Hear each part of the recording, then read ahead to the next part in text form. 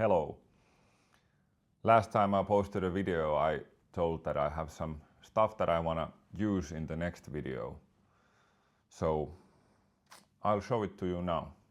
What I have here is actually some of my personal old gear that I sold in one point of time and then bought back. So this is kind of rekindling of these different rekindling of old friends in a way.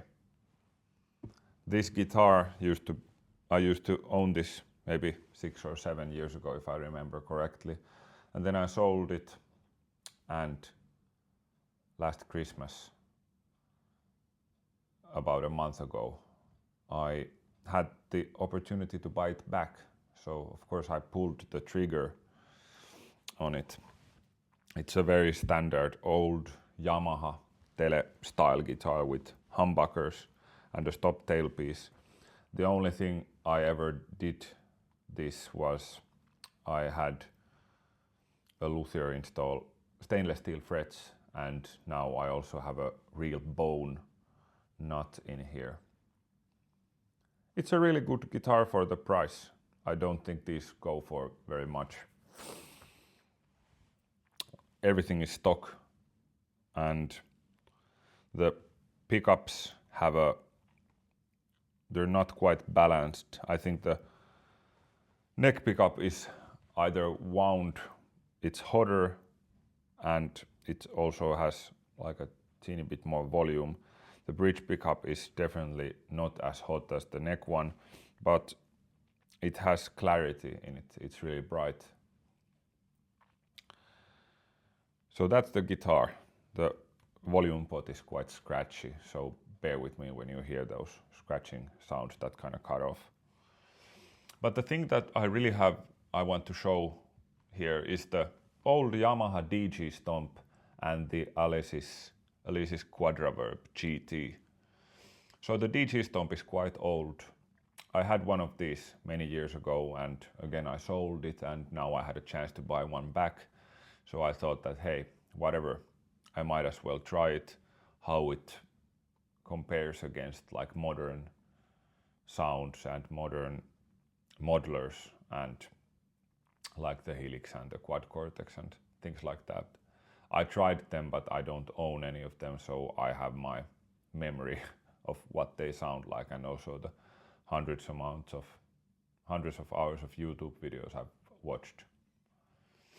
Then I have the Quadraverb GT. I used to have a normal Quadraverb years ago, and again I sold that one as well, and now I had a chance to buy the GT model, which is basically the same as the Quadraverb Plus, but this one has like a preamp, and it has one less configuration in it compared to the normal Quadraverb and the Plus model. In the Quadraverb you have reverb, delay, pitch, so like chorus and flanger and things like that, EQ, and then you have like a mixer that's also an effect. And then you have a preamp in this one. And then you have the configurations, so I think you have 7 or 8 configurations to choose from. A configuration is basically what effects are we pulling from the Quadraverb and what's the order of the effects. And with that you have some, I think it's you have some flexibility over the DSP processing capabilities of this unit. For example, there's a configuration separately for reverb, and that reverb algorithm is more high quality than the other ones, or at least that's what they say in the GT manual. And there's also there's an 8-tap multi-tap delay that's only usable in one configuration. I tried to use that one for the Alan Holdsworth style of chorusing, but this one has the multi-tap delay has a cap of 100, and I think it's 1470 milliseconds. So that doesn't work with the UD Stomp patches. if someone is thinking about that. And it also lacks some of the other controls. But still, it's quite usable. I think if you buy the Quadraverb GT with the echoes from the past presets that are used for the Hank Marvin style of shadows things, I think they're all done with that multi-tap delay thing. And it sounds really convincing. But what I wanted to show here, I just noticed that I don't have my recorder. Thank God I didn't play. What I wanted to show you was I have 3 different sounds that I have programmed in the DG, and I have 2 patches in the Quadraverbs that I've done, and I will only be using the other one. I have a patch in the Quadraverb that has chorus, delay and reverb. And in the DG-Stomp I have like a super clean patch with when I really dig in, it has like a tiny amount of grit. Then I have a crunch setting, and then I have a big lead sound. And I thought that I'd demonstrate to you how these sounds work. I think they're really good, but not saying but compared to like modern quality modelers like the Helix or the Quad Cortex, these amp sounds don't have the same amount of detail or the same amount of sophistication in them. I don't think these compare to, I don't think anything really compares to a real, like a vintage 50s combo amp. But the Helix and the Quad Cortex compare to those better than this, or even this compares to maybe the Helix and those. But I'll show you the sounds and you can make up your own mind.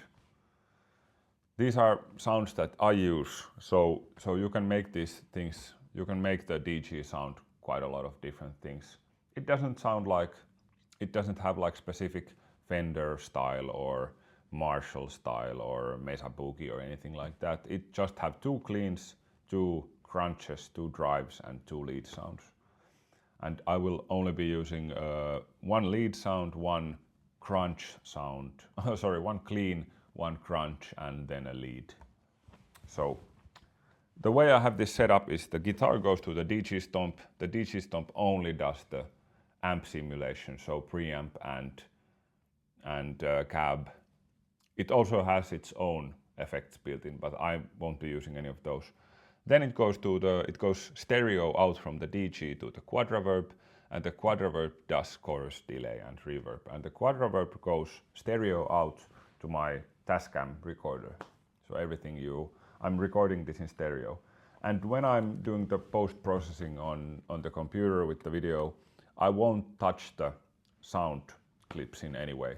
I'll check that they won't clip, but that's the only one. I won't be adding anything. So all the effects and sounds are coming from these 2. Okay. The first one I have is the clean. Okay.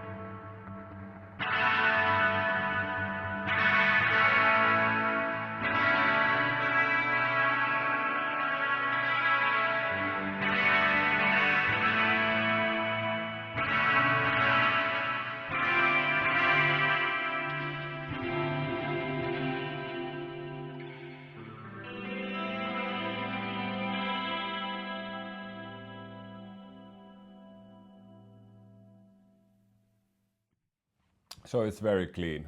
And the Quadraverb has the chorus, it's really nice. It doesn't really sound like your pedal style chorus, like a Boss style chorus. It's more the tri-chorus sound of the rack units of the 80s. The next one I have is the crunch. So the only thing that the DG does is the amp, and then it has a compressor. It has a one knob compressor that does its job. It limits in a nice way. You can hear it when I play big chords and then I pick really lightly. It does its limiting things. Okay, so this is the crunch.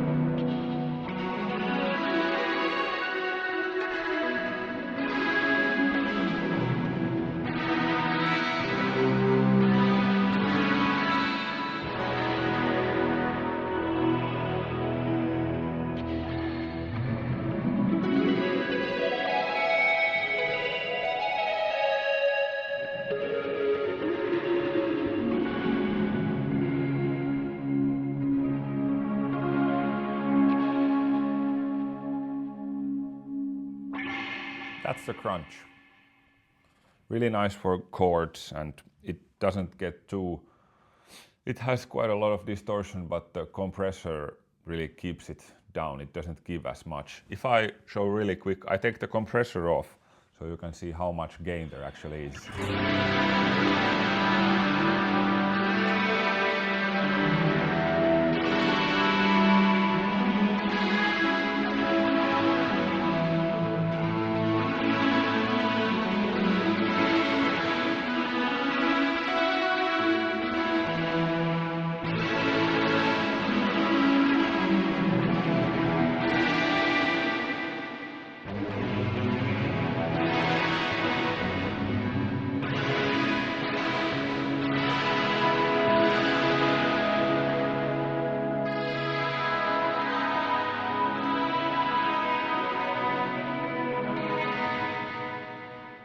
Yeah, it really keeps it down, but with the compression it gives you the ability to maybe back off with the volume just a bit and it doesn't get too muddy. Okay, last sound, the big lead.